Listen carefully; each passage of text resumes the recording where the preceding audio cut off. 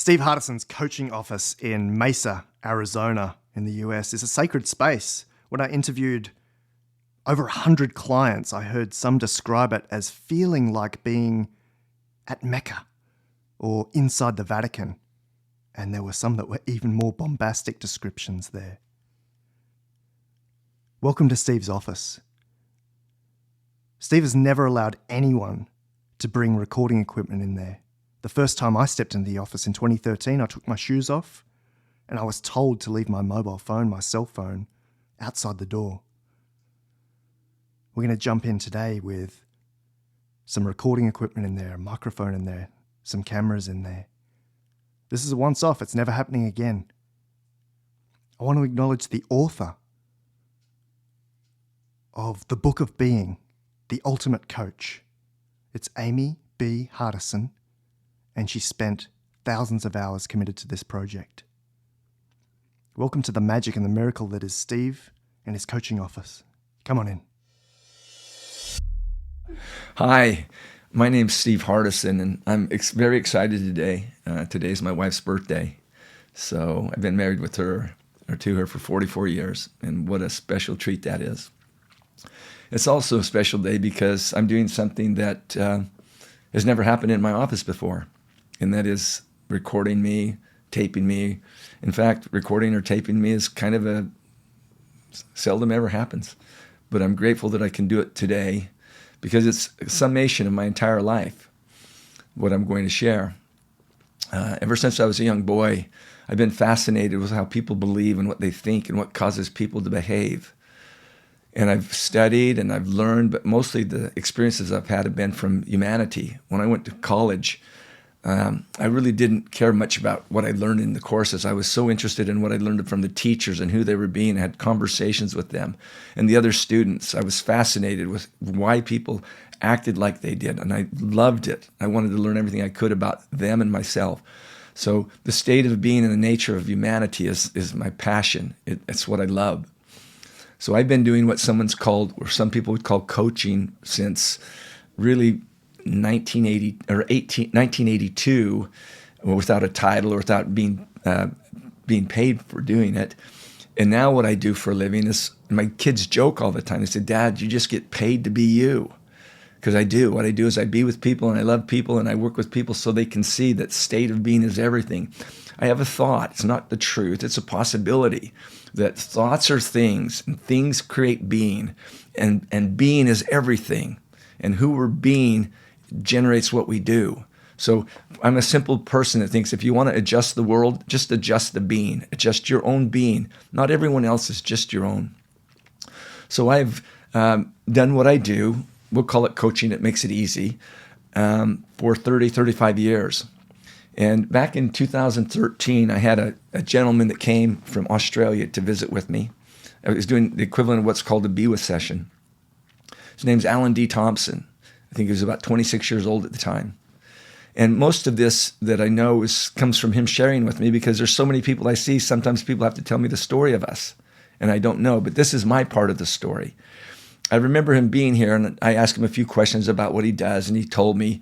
And he was really, really brilliant, very bright.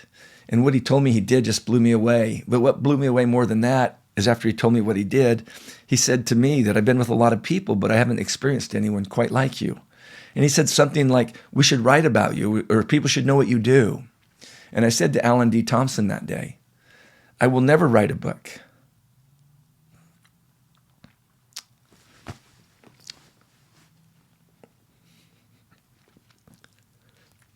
This is my book. And the people I work with are chapters in the book. I have no interest in writing a book." And we had a great conversation. He goes back to Australia, and he sends me a copy of something he wrote and said, "Is it okay if I put this in a book?" And I said, "Sure, you can write what you want, but I won't be writing a book." And that was in 2013. The next time I saw Alan D. Thompson was Thanksgiving Day, 2021. But between 2013 and 2021, a lot of miracles have happened, and mostly generated by Alan D. Thompson.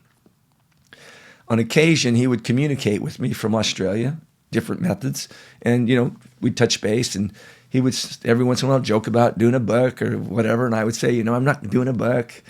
That's not my world. I've had other people who said that. I said, you won't get a book out of me. You won't get a tape series out of me. You'll get who I'm being. And I don't know the number of times, but I would say it was significant where we had that kind of conversation. I just said, I'll pass. Until on April 19th, 2020, I woke up to an email that said, Steve, last night God nudged me and told me that I should write a biography on your life. Well, that was an interesting thing. I think I turned around to Amy and said, we should talk to this guy and talk him off the ledge, because that's craziness. Well, we spoke with him. We had quite a long conversation. And first of all, I acknowledged him that he would, persistence in his dedication of who he is as a human being, and that he'd have that much interest in anybody, let alone it be me. And I remember saying to him, I don't need a biographer. I don't need someone to write about me. I don't need anyone to know that I exist except my God, my wife, and the person sitting across from me. That's all that's important to me. Who am I being at that time in that place?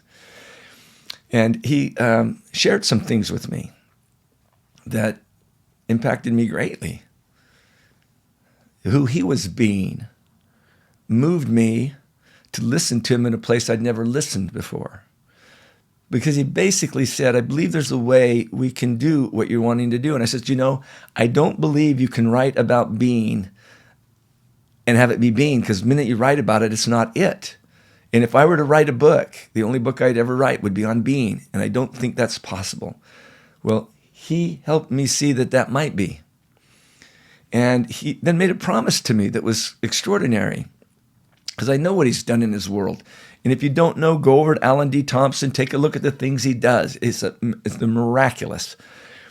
And I said to him, I don't need this. And he said, let me promise you this. I work with peak performance with people all the time. I will give you the best peak performance of what I do. I just need to get your okay that I do this. And Alan, I don't need this. I don't want to pay you to do this. You're not going to pay me, Steve. This is a gift. I'm giving this to you.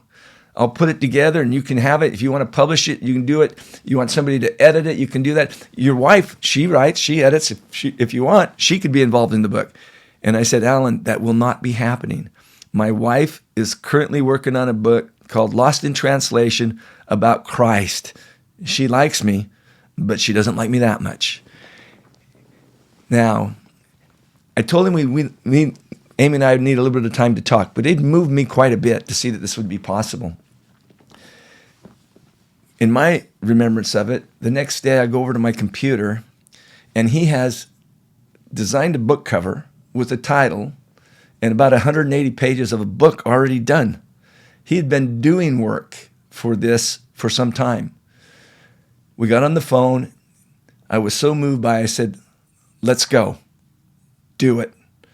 Now, what he did for the next 90 days, 120 days, thousands of hours, is interviewed clients of mine, friends of mine, neighbors of mine, places where I bought cars, just different things, put together all this research, did a 622-page bound book and sent it to us as a gift.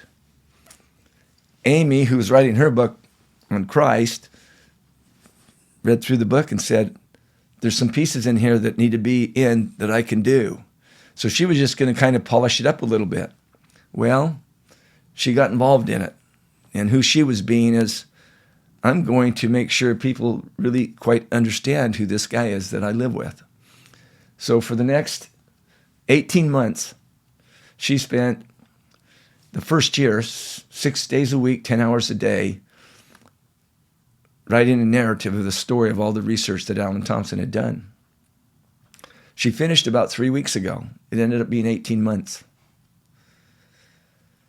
And in that process, the editor would say things to me like, would you like to sell 1 million books? What would you like to do? And I'd say, listen, I'm not interested in selling a book.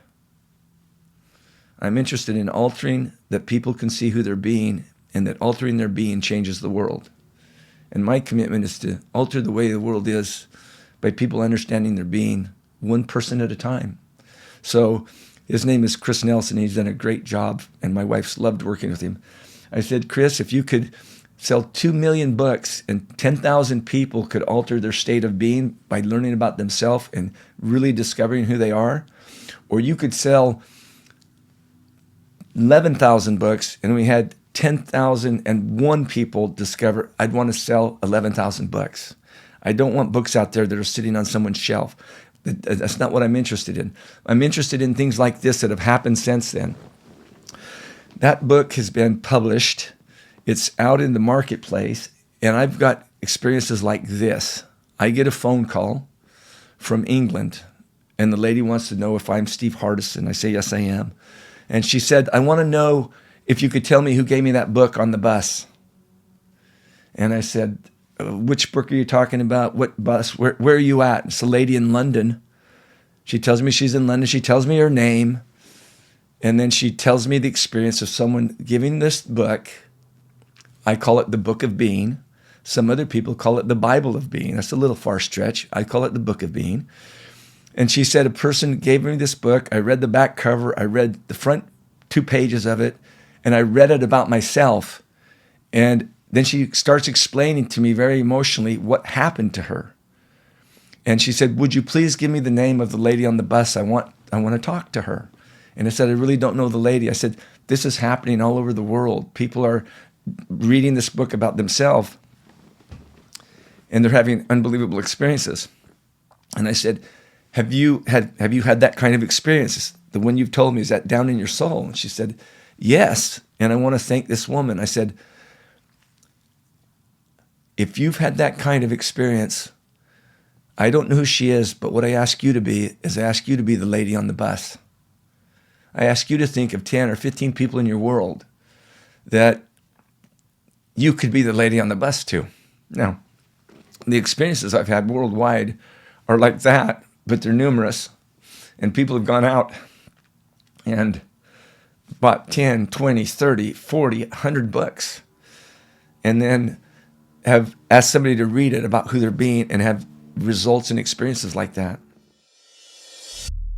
And there are so many different miracles that are going on that are just blowing my mind. I've been informed by Alan Thompson, who has been instrumental in a lot of the growth of what's going on around the world, that this book is in all 7 continents. And he made it possible in Antarctica in a relationship he has. And a gentleman down there has the book and has access to people seeing what's on the book, being able to read the book. And then there are people that are taking this from a different point of view. They're looking at it. In addition to those people that I've acknowledged, I want to acknowledge Iyanla Vanzant, who wrote the foreword to the book and is in the book in many places and has got a copy of the book with handwritten notes wherever she's in it about my experience. So she's got this copy that really says the background of what that's like for me. She's made a huge impact in my life, and what I love about her is she's dedicated her life for the advancement of African American women and what she can do. And I've watched her and she's inspired me. And what I know she's going to do with this book is read it about who she's being and be able to do the same thing that the lady on the bus did in England, the same thing that Clayton Mask is doing with his company, the same thing that this Gabby Peru is going to be doing in Peru. And she will be challenging people to read the book about themselves. And there will be extraordinary experiences. There's another gentleman that I spoke to today on the phone I've never spoken with before. His name is Steve Bacon. And he's going to do the equivalent of what Iyanla's doing, except for African American men. And I'm so moved by who he's being, that he's read the book about himself and can see the power that he has. My intention is to see that all humanity understands that world peace will only be gotten when we are being peaceful. And the only way we're ever going to be peaceful is to see where we're not. We're going to have to look at what is our state of being. Will we see it out in the world? So I'm grateful for all these people. I'm grateful that this book is on 7 continents.